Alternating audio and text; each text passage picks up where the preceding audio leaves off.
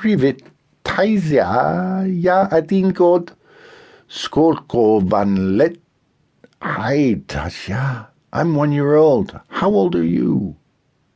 Taisia blinked and brushed the hair away from her face. She smiled, showing a big gap where her 2 upper central incisors used to be, and said, Sayem. 7. Continuing in Russian, the monkey said, Ooh, you're a big girl. Will you let Dr. Latois give you an itsy-bitsy shot? It will make sure you don't get sick, and then I can come home with you. Taisa looked suspiciously at Owen for a long time. Taisia, the monkey said. Slowly the girl nodded. Oh, goody! Taisia grabbed the monkey and gripped it tightly to her chest, bearing her face into the top of its head. Her mother nodded. Owen raised the girl's sleeve and swabbed a spot with a water-moistened wipe. Taisia pulled away.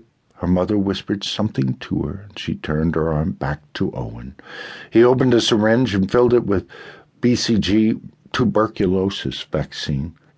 He laid the syringe nearly parallel to the girl's arm and gently slipped the needle 2 millimeters into the superficial layers of the dermis. Injecting the vaccine slowly, he frowned at the bruises on the girl's forearm and the ones extending out from under the hem of her dress on her thigh. Taisia was the 4th child, out of 22 so far, on whom he'd witnessed bruises. He knew better than to question her mother. The other parents he'd spoken to had become instantly and aggressively defensive, yanking their children away before he'd finished examining and vaccinating them. If word got out that he was asking the wrong kind of questions, chances were high he'd find his long queue of patients suddenly much shorter. He'd have to find another way to uncover the truth. He had come to Tabashino in the heavily forested region of the Mari El Republic, Russia, to give the children physicals, vaccinations, and any other medical care he could provide. In addition, he'd brought boxes of much-needed supplies and pharmaceuticals, which he intended to leave with the area's general practitioner nearly 30 miles away. He hoped to inspire other Western physicians to follow his lead. He'd expected to find all kinds of medical issues. A recent study by the Russian Health Ministry suggested that nearly 8 million children were in need of medical attention, most of them in backwoods towns like Tabashino, where the likelihood of receiving care was infinitesimal. What he hadn't expected were these signs of abuse. All done, he said in Russian. The injection had caused swelling similar to a mosquito bite. He told Taisia's mom it should go away in 15 minutes, to return if it didn't. He grabbed a handful of Ayers Kris treats, little squares of caramel, from his medical bag and handed them to the little girl. Telling the blue monkey that the shot didn't hurt at all, she and her mother disappeared around the fabric screen that blocked the patient area from the rest of the basketball court-sized community center Tabashino's mayor had provided for Owen's visit.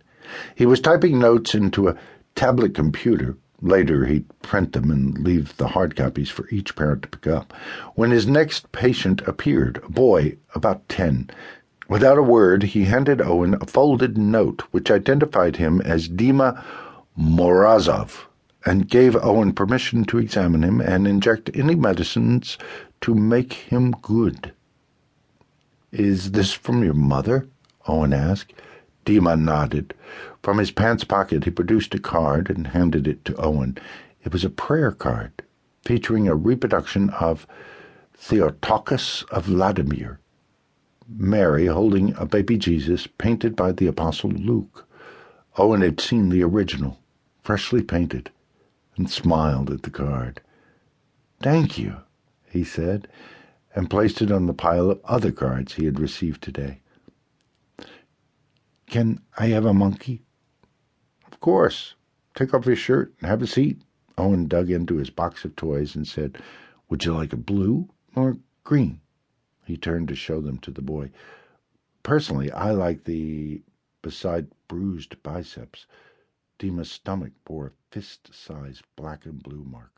Red welts swelled on both shoulders. "Dima,"